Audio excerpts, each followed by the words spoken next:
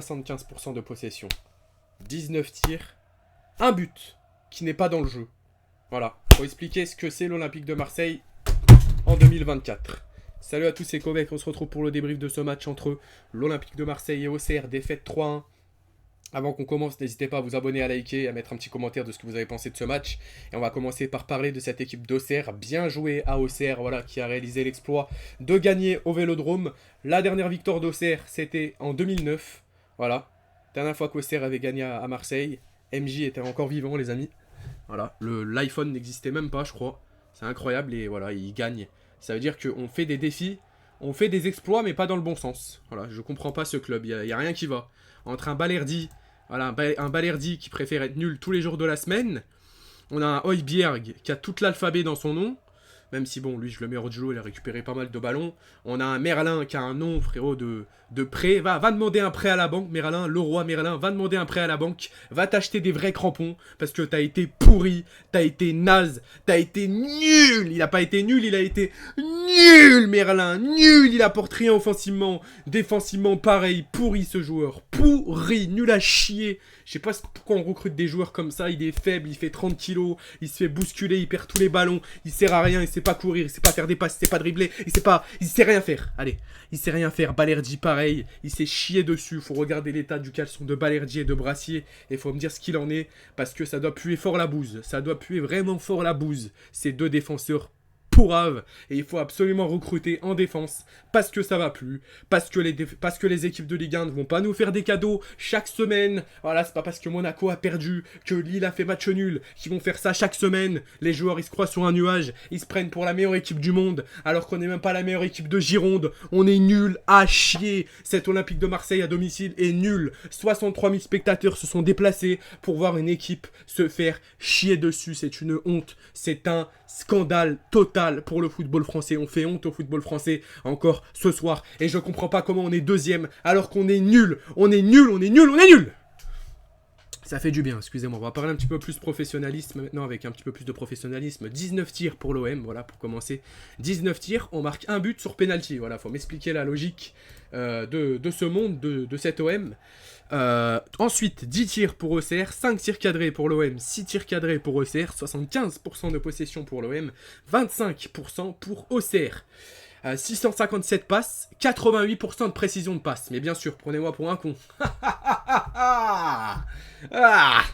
75% de possession, 657 passes, 88% de précision de passe. Il faut enlever un 8 là, 8% de précision de passe, ouais.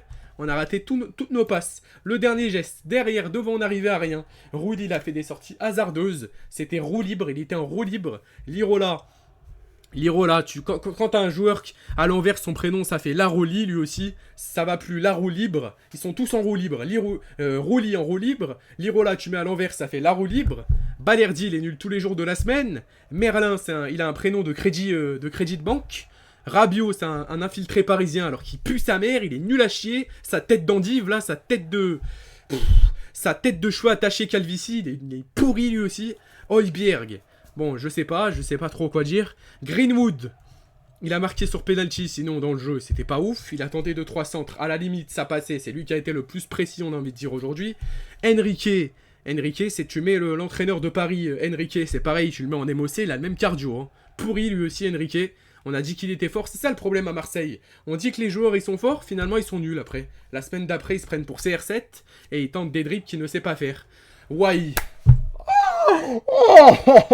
Wai.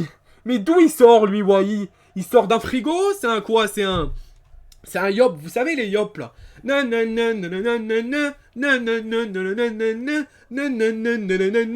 savez les yop qui chantent là, qui sont en tube que tu vois, c'est Wai. C'est Wai, c'est un yop sans jambes. Il est nul, il est pourri Wai. Éléphant Wai. Pourquoi on t'a acheté? T'es nul à chier toi aussi, faut dire la vérité. Row, je sais pas non plus, je suis mitigé. Mopay, voilà, on met des joueurs titulaires comme ça et on le paye et on n'a plus les mots. Voilà, on n'a plus les mots et on paye. On paye ce genre de choses, on paye ce genre d'erreurs. Et moi, je comprends pas. Quand sur le marché, t'as des joueurs comme Heung-Min-Son qui coûtent 30 millions, 30 putains de millions de patates. On va pas les chercher, 30 patates. Et on achète des Vitinha, 32 millions, qui font de la merde. On achète des joueurs de merde, club de merde. J'en peux plus. Faut revendre ce club. McCourt, il veut pas vendre. Il a 90 ans, il a 190 ans, il veut pas lâcher le club, ce vieux là. Ça me saoule, moi. Ça m'énerve, il a 200 ans, le mec. Il est plus vieux que les pyramides. Lâche le club, vends-le ce club, on n'en peut plus. On n'en peut plus. 63 000 spectateurs pour ça, au bout d'un moment. Oh. Allez, ouf. Vas-y. Je vais arrêter parce que sinon...